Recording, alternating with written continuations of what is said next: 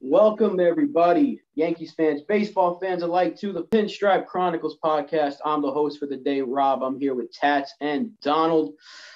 We still have Yankees baseball to talk about. We took 3 out of 4 against Seattle. I like this. I thought it was a good series. Wish we could have at least scored a run in that last game. But what did you guys think? I think that we can only look at this as a really positive week. I mean, look at the obstacles that we've overcome. There's a COVID outbreak.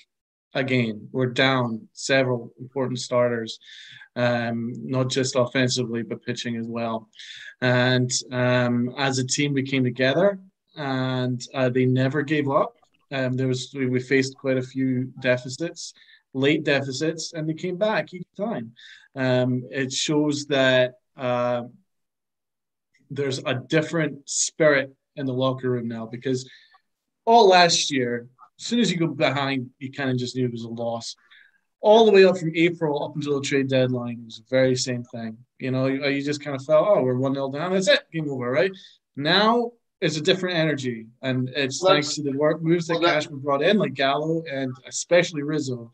So that's what's changed the energy, and it's a different team. And I feel that this could be a special season for the rest of the year. But one last point. Yesterday was ugly, right? It was ugly all across the board in many ways. Apart from the pitching, I was really proud of the way that we pitched, especially Heel. Defensively, it was a mess. Offensively, it was a mess and stuff. But if you look at it as a grand picture, overall, we've eaten into the division lead. We're now right in the division hunt. And there's so much to be excited about, I think, as a Yankee fan. We just need guys to get healthy and not have any more COVID outbreaks. I don't know what's going on with that. No, you look at the in the standings and in the rankings, it's they're right in the mix of not just a wild card but the division, like you said, Donald. But the team is also 8-2 in their last 10, and I think that speaks for itself. Where we were seeing the late inning rallies and the pitching just locking things down, and what set yesterday apart from pre-trade deadline is it was almost like it just wasn't our night, as opposed to the sky is falling. So the key now is going into the series with Kansas City. You got to take 2 out of 3 from Kansas City, get yourselves back on track. You have to take tonight's game. I think if they come back and win tonight's game, it really, they're not going to go undefeated for the rest of the season. But when you have a loss like that, you need a championship caliber team bounces right back the next day. So that's what the Yankees need to do, to say, all right, look, we stumbled a little bit, but we're still a threat. Yeah. Yeah, it was a really good weekend overall. Taking 3 out of 4. I said, on Thursday I'd be fine with splitting. Yeah, and we took 3. To see Gallo come up with that big home run, that was great. The ancient relic Brett Gardner gets his one big hit. By the way, my 48-hour moratorium period of not talking crap about Brett Gardner has ended. So take that, Lynn. He needs to be up for 2. I love you, Gardy, but we need another center fielder, man. I can't keep doing this. No, we got Jonathan Davis. I mean, how this guy is playing over Florial or Allen. Thank you. I can't wrap my head around it. I really can't. But let's also talk about a 4-game series, how difficult it is to sweep a 4-game series. Oh, yeah. It's very difficult. You took the first 3, and I don't think it was one of those games where you had that feeling like Boone took the night off. I just think the bullpen, because of that bullpen game that we had to throw in there with the COVID situation, I think that kind of handcuffed the bullpen was just a little worn. Even though that was the case, though, they could have gotten through that inning scot-free. You had Odor playing third, who should not be playing third base. He's out there because we don't have anybody. Urshela's hurt.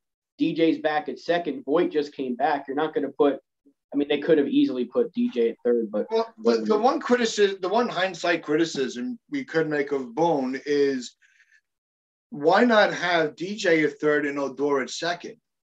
With Voit at first for yesterday's game. That would have been a much better infield alignment. So it's Can I interject? it's a hindsight criticism only because of the era. Can I interject? I think it might be an aspect that the Yankees don't want to put two wrongs to make a right. You've got a Gold Glove second baseman in DJ LeMahieu, and they might feel like they're weakening two positions by moving DJ into third, where he's not as good as he is at first and second. He's still very good. He's much better third baseman than Odor. Well, yeah, because Odor is a negative at second, and he's a negative defensively. At third. You're either weakening, the right side or the left side of the infield. Because it's not, you have Glaber and Voit at short and first, which they're not the best defensively. So you're going to have a weak link no matter what. But I think it was a weaker link if having LeMahieu at third base. Well, yeah, I just think that probably the Yankees as an organization discussed this because they're not just going to throw Odor out there at third base for no reason. I think the Yankees have made a plan that going right. I'd much rather have one side of the infield elite than just having two guys out of position.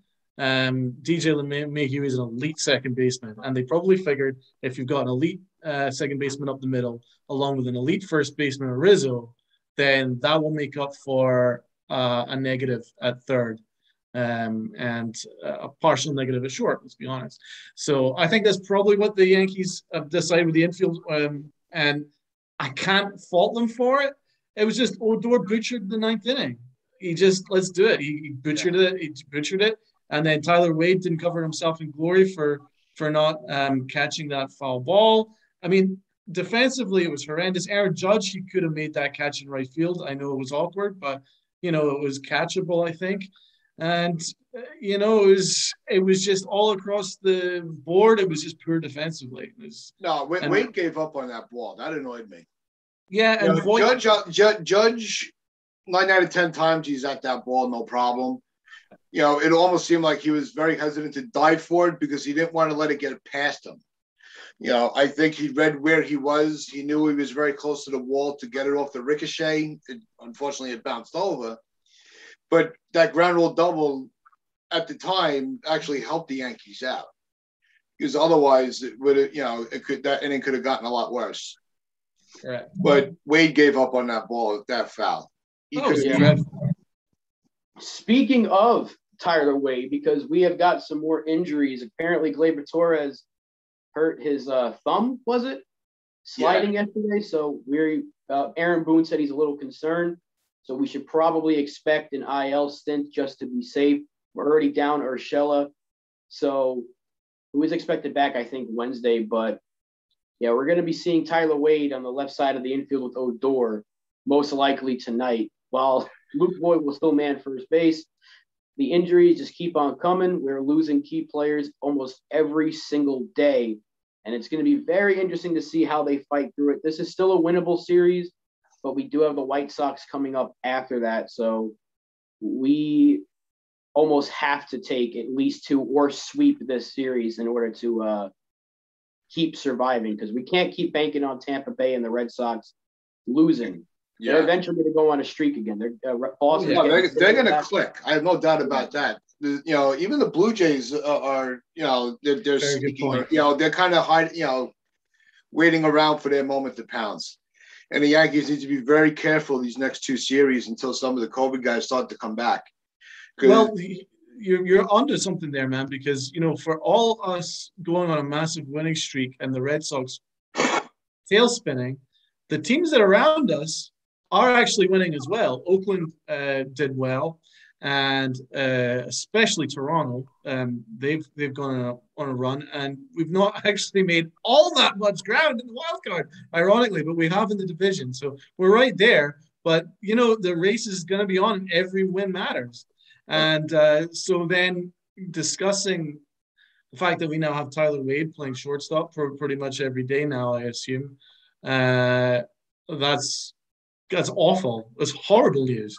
And then when you look at that, and then you've also got Jonathan Davis, who really should not be center field for the New York Yankees. No.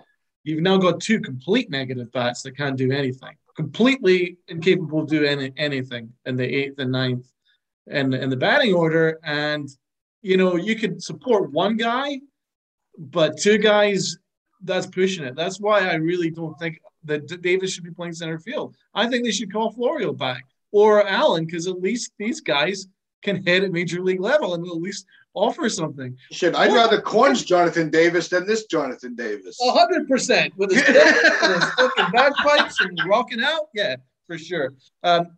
What is the reason? Because Davis I don't was know. cut by really Toronto. don't. He bat like 130, right? Yes, I know he offers speed and maybe he can play defense, but Allen has speed. He can play defense and he hits a lot better than Davis. And Florio is someone who has upside and has proven that he can hit at major league level. If you look at all the metrics, his hitting has been very, very good at major league level.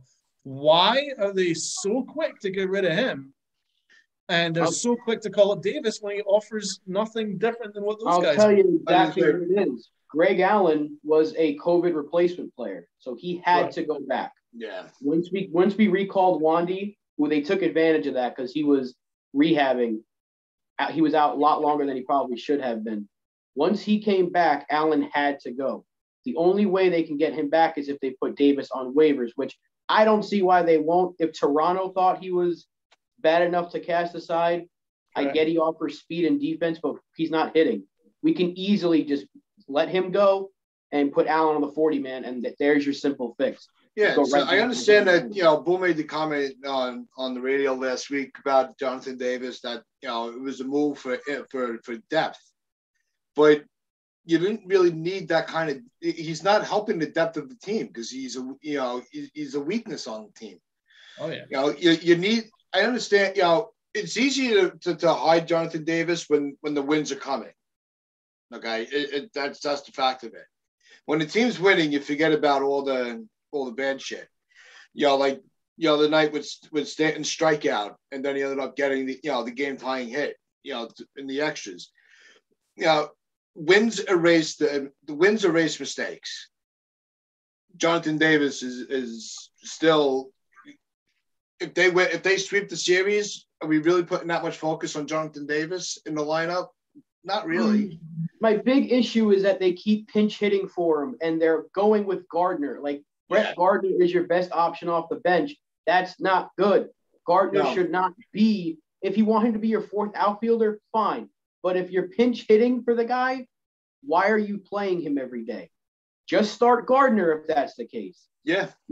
I don't know why they did it every game, I think, right? If I'm not mistaken. Yeah, just about. So I don't understand. Greg Allen is a much better option. Florial's a better option. Gallo in center field is a better option, and they could put Stanton in left. But right now they have no choice because with Rizzo hurt, your DH is basically Stanton. So, Davis. Stanton's look good in the outfield. Stanton's look very good in the outfield. Stanton's is looking good in general lately, and I see a lot of people talking about clutch on Twitter recently, bashing Aaron Judge, who doesn't have the best clutch stats. I'll say that, but. Who does have the best clutch stats for us this year? He's pretty much been the only guy is Giancarlo Stanton. And nobody wants to talk about that. So, he's the most hated guy. The most hated, the worst baseball player in the world. He sucks out. He garbage time home runs. If it wasn't for him, we don't get that. No, see, I hate that damn term. I hate garbage time home runs. Because how many times have we seen teams come back, from 5, 6, 7 run deficits late in the game? Rallies happen. There's a reason why rallies exist, because they're real. We've lost so many games this year is blowing big leads. We could exactly. So if the score is 6-0 and he hits a home run, awesome. You just made it 1 run harder for the opposition. Right. Exactly. So, Donald, with a long weekend, so give us some awards, buddy. Well, I don't know if I have awards per se, but I will talk about the things that I've been happy about. I'll list a lot of the positives. Heel, very excited for Heel. What can you say? He was throwing fire out there. 99. Bill looks very confident on that mound. Oh, yeah. I mean, this is something to be excited about. I mean, we've got, and then they got the guys that look like, the dude that looks like Napoleon Dynamite, who's throwing 100 miles an hour as well out of the bullpen. Is that Ridley? Yeah. He's from my hometown. Hey, he's a substitute teacher. Guy's throwing 100 miles an hour. That's the crazy thing.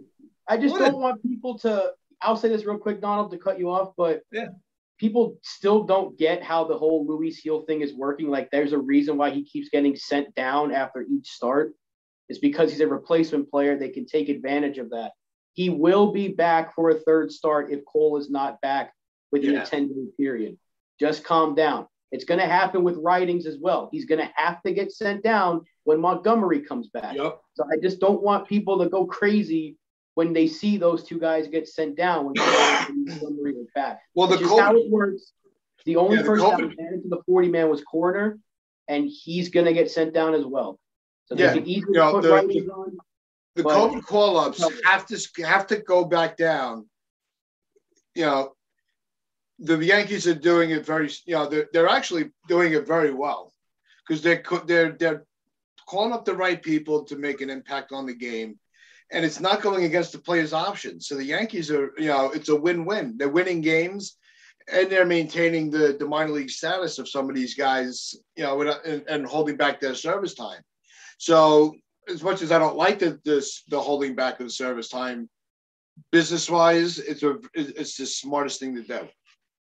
The Yankees are, I don't know what's going on behind the scenes with all these COVID outbreaks because it's more than most teams that I'm aware of. And I'm not going to cast aspersions without knowing anything. So I'm just going to say I don't really know what's going on behind the scenes. I don't either. And I don't think anybody's medical records are our business. Exactly. The optics are strange, though. I don't understand why it's so high. However, the Yankees have handled it very, very well because it's not affected the wins and losses too much because they've gone out and done their business. And it does speak to the organization that no matter who's wearing the pinstripes, the same standards are expected. And they have done so. So credit to the organization for that. I was excited for the pitching.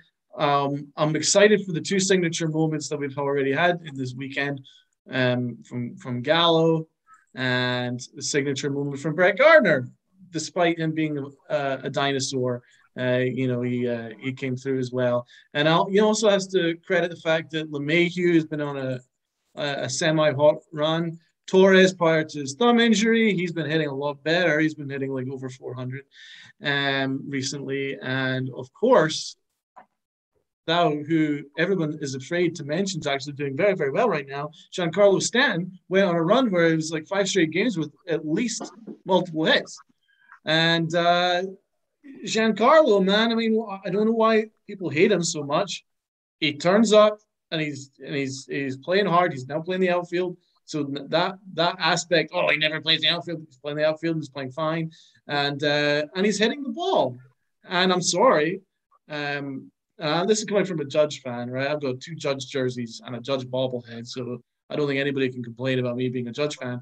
However, his approach at the plate, where runners in scoring position, is nowhere near as good as a lot of the guys in our team. And now there's a bunch of guys that I prefer, and that's Pop, right?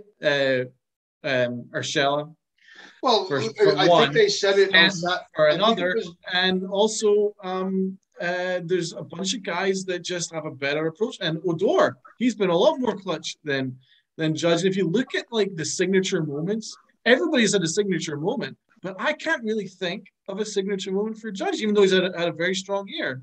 Can you guys think of a signature moment for Judge? I think he got his first walk-off hit this year, if I'm not mistaken. He has definitely lacked in the clutch department in the regular season. However, he has come up big a lot in the playoffs for us, so I'm going to give him a little bit of a pass there. But I do think he does need to be better, especially yesterday. He took a pitch right down the middle, in a spot like that.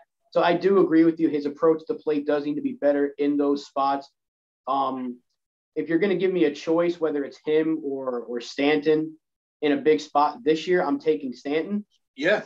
That's just how it's been. But I do think at some point, Judge is too good of a hitter for this. I think he's going to get something big in September or something, and then people are going to be like, see, give him the extension, all rise. And then he's going to strike out 3 times the next day and go, you can't pay this guy. It's just the way the fans are operating with Judge. So the fans give him a lot of a break, though, man. They hold him to a different standard than everybody else, and they've already anointed him as a leader and as the team captain. without really doing anything to merit that, because we've been around, we know what a team captain is, like Jeter. He's more than earned it with the multiple championships in the Hall of Fame, etc. Or prior to that, Thurman Munson. Those guys earned that title. Aaron Judge has kind of walked into it just due to popularity. I love Aaron Judge as a player, and he's the all-star, but is he really a leader that makes such a massive difference when you look at kind of Odor, if you think about it. Odor is. I was going to say Rizzo. Rizzo's walked in, and suddenly things have just changed. Well, if you think about the term of the leader and who's doing the most out there on the field in terms of just talking with the players, who's the first one out there to celebrate? Usually it's Judge, but this year it's been Odor. The guy's all over the damn place. He's in every single mound visit. He's covering the coach's mouth so nobody can see what he's saying. Yeah. He's been a de facto captain this year. I'll give him that much. He's very streaky. He's going on a cold streak lately after being red hot, but he's kind of the captain right now, which is crazy. But, with Odor, where he differs from Judge is from the numbers this year and late in the game, I'd rather Odor have played with runners on base than Judge, because that's when Odor's really upped his game and he just has a different focus at the plate. When there's runners on, Odor has been that clutch hitter for us this year, the same way that LeMahieu was the previous two. So Odor I give him a lot of credit for stepping in. He was just kind of handed to us on a platter, saying, "Here, just take him," and he's made the most of it. Because that can't be easily mentally, psychologically, that has to weigh on you when a team just tosses you aside. I've criticized a lot of Brian Cashman for the approach that he. You all have. Yeah, but what kind of wizardry has he pulled off for he managed to get Joey Gallo, Rizzo, and Odor and get them to pay for their salaries? We don't pay anything for these guys, and these guys are going to lead us into the playoffs for sure. From the dead, without them, no chance. Isn't that fucking crazy? Yeah. If we make the playoffs, and this one thing I'm afraid of though, because they're more than likely not going to bring back Rizzo, which I think is stupid. I think the guy needs to be back. You can see the difference that he makes on this team. It's tremendous. He makes Glaber better defensively. Odor. He makes everybody better. Odor. Makes a great hitter. He's a great hitter. He comes up big moment already. He's already had two of our biggest moments of the year in Miami with those home runs. I mean, further to your point, Rob, Rizzo said to Odor, who's worried about playing third base, he goes, "Just throw to me in my direction and I'll go get it." Now that is a baller mentality, and he does just go and get it. He's elite. Isn't he number one on every metric, run saved? Outs above average, which is a really good metric to use to weigh it or evaluate a player's defense. I can't even speak today. He is the top first baseman. Yeah. You see it's night and day. Voit is not a bad first baseman, but you saw him airmail that throw yesterday because nobody was covering second. I mean, we went back to the old Yankees yesterday. That's for sure. We did. In terms of that's why I said in the beginning of the show, we need to win tonight to make last night a hiccup. Yeah, absolutely. So what I miss is Rizzo. He was the one guy I really missed yesterday. Yeah, on defense and offense. And because Voit left a small village on the base paths yesterday. Let's be honest. And defensively, he was okay, but there's a massive difference between okay and phenomenal. And it made a difference yesterday. Right. For sure. Absolutely, guys. It's a new week for trivia. And Bobby Tats won last week. So, Donald, you're going to have to really congrats, Tats. Yeah, you have to loop it up. It's about damn time. See, what's the standings, Rob? Where are we in the standings? Currently, after 6 weeks, you have a 3-3 record. Second place is Evan with 2-4, and Bobby Tats is now 1-5. So everybody has a win. I got rid of the goose egg. I'm good for the rest of the year now. Not his win. All right, this one is about a player who played for both the Yankees and the Royals. He is the only player to hit 80 home runs or more for both teams. For the Yankees and the Royals. Carlos Beltran. No. Good guess, but no. Actually, that was the only name that came to my head. I thought I had it, man.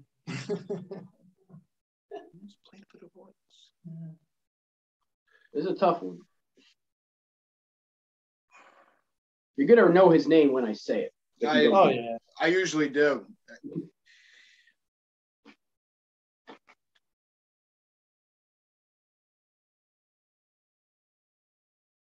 I swear, Tats gets this. Is he a current Yankee? No. No. You guys, the Beltran guess was good because of his numbers, but you're too ahead. Oh, further back. Oh, it's further back? Oh, shit. But not too far back, though, you know? Kind of. Yeah.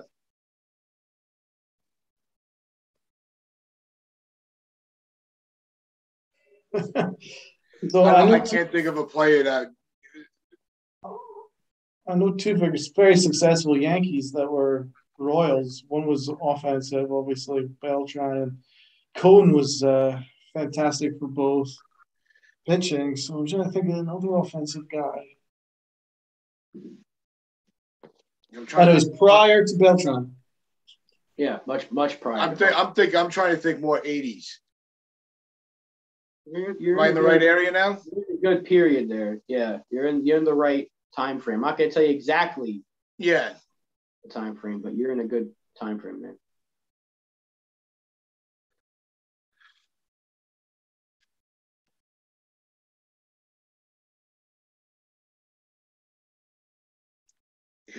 How many 80 home runs?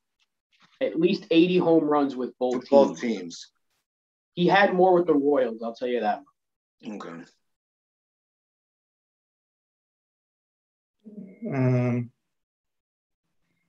Reggie Jackson? No. I'm trying to think of a player from the 80s, really. I don't know. I can't remember who was on what teams back then. My memory doesn't go back that far. It should, because you've been around for the long time. Yeah.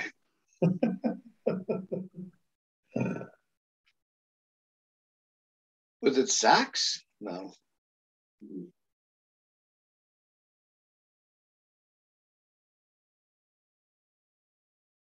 I'm going to wave a white flag on this one and then kick myself when you say the name. Danny Tartable. Oh! You were in that right area there, Tats. He was there. Never that. Kind of a dark period.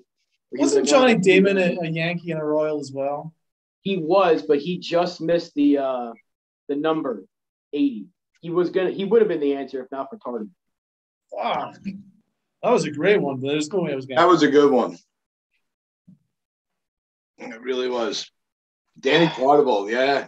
I remember Danny Tartable. The only reason I remember him is from an old video game called Sports Talk Baseball. He was the only guy that hit on the Yankees because the Yankees had a terrible team for that year. I remember what year it was, but what year are we talking here? The Yankees were bad, man. I know, like in the 80s, yeah.